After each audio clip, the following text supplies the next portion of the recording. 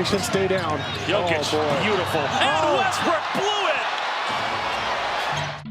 We've talked about Jaren Jackson Jr. on this channel before, like with his height and athleticism, how in the world is he one of the worst rebounders in history? It was a weakness of his that plagued his time in Memphis.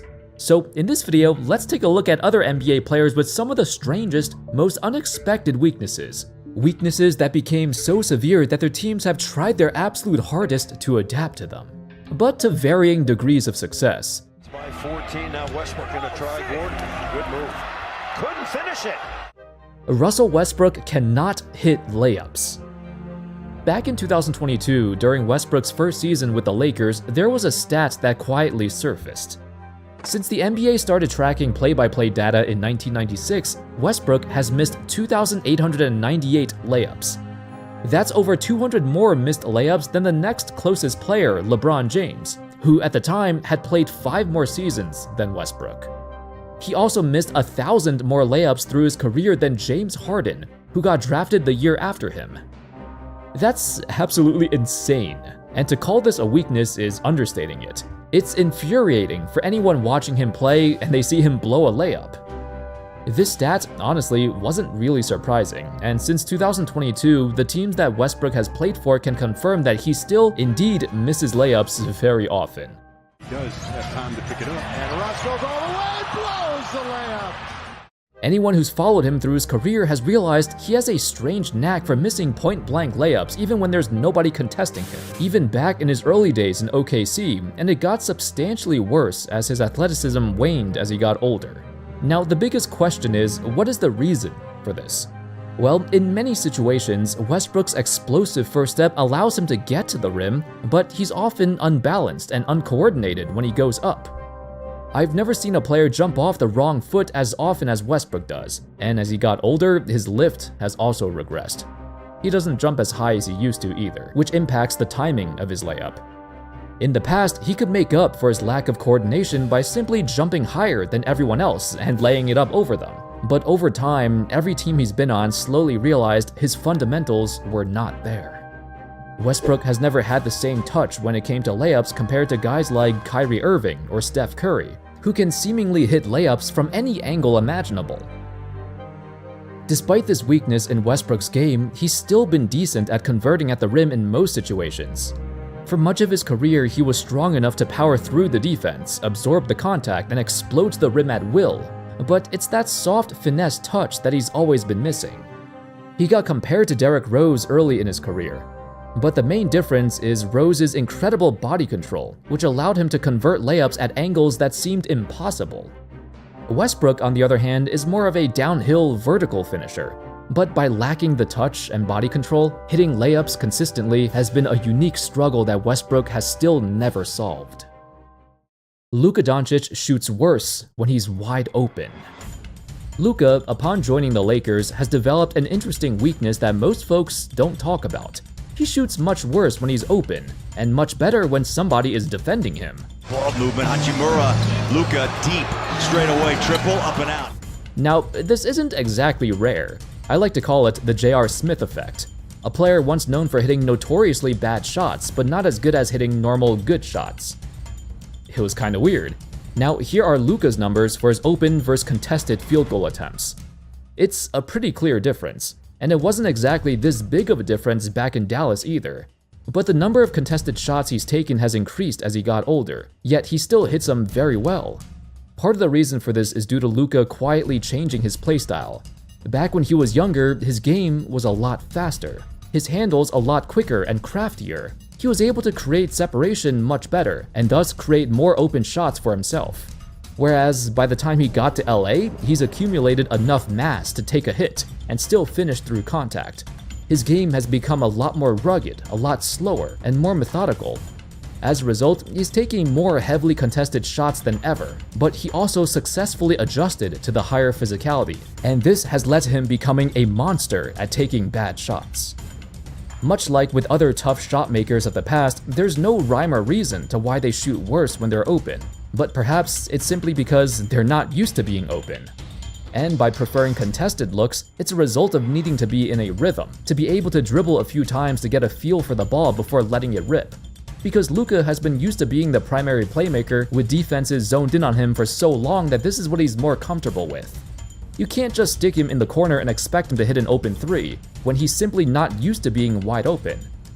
Honestly, just watching Luka, I trust him more to take a shot when a defender is in his face, because it seems like he misses all his wide open looks. So this weakness is a simple matter of not being used to seeing nobody guarding him. I guess it's quite a unique one to have. Giannis sets weak screens.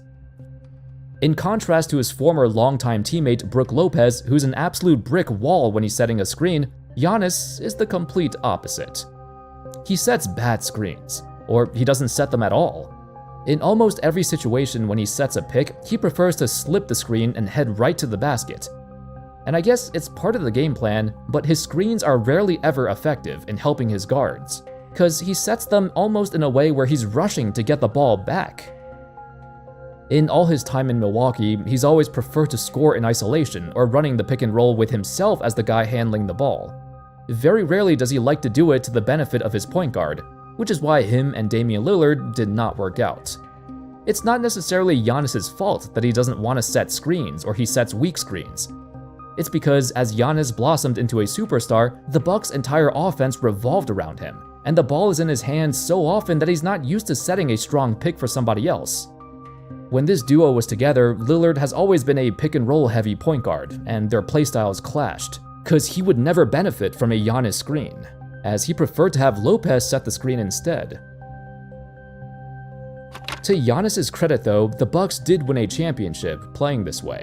It's just during all those years of the Bucks competing for the title, their offense would always stagnate in the playoffs because every year they'd play the same way and it's very predictable and easy to defend. They rely too much on Giannis to create everything. So, as the most dominant interior force of his generation who needs multiple defenders to stop him in the paint, why wouldn't the Bucks try to make him set more screens and roll hard to the rim like any other 6'11" muscular big man? Or they could at least help him improve in setting better screens.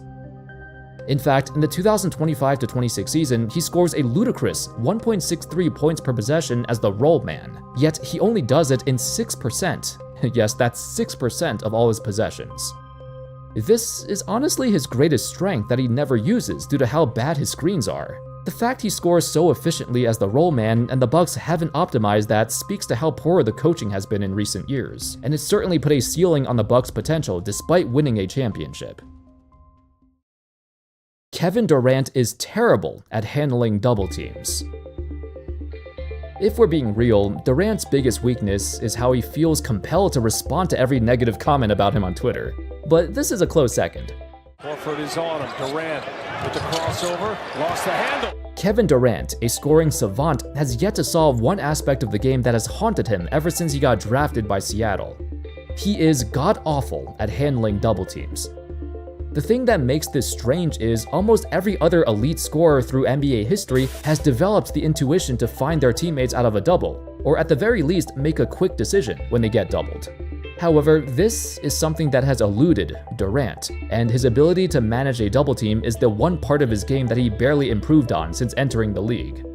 Now, unlike the other players in this video, I can't find any solid stats to support this, because there aren't any numbers publicly available about, how often a player turns the ball over when getting doubled, or how badly they passed out of doubles.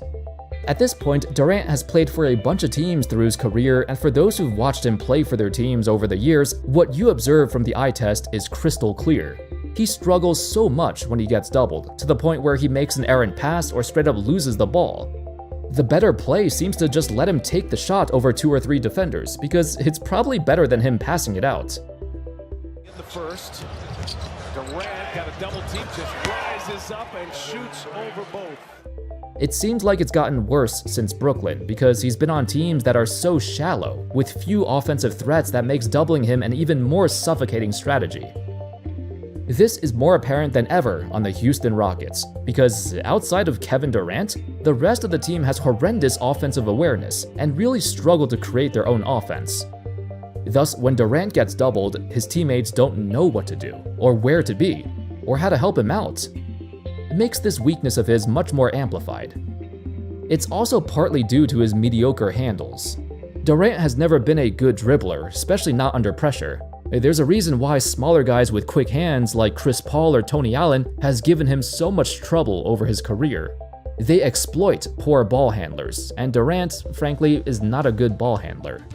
At age 37, in his 18th year in the league, Durant is still taking the most difficult shots he's ever seen. His time in Houston is basically a microcosm of his career after Golden State. A lone wolf scoring at elite efficiency in his own little world. The thing is, he has such a natural scoring talent that it doesn't matter if he sees a double. Most of the time, he still tries to score anyway, and he does. However, it's these moments where Durant is stuck and doesn't have the ability to make a quick decision that hurts his team. It seems like a sensitive topic for him as well.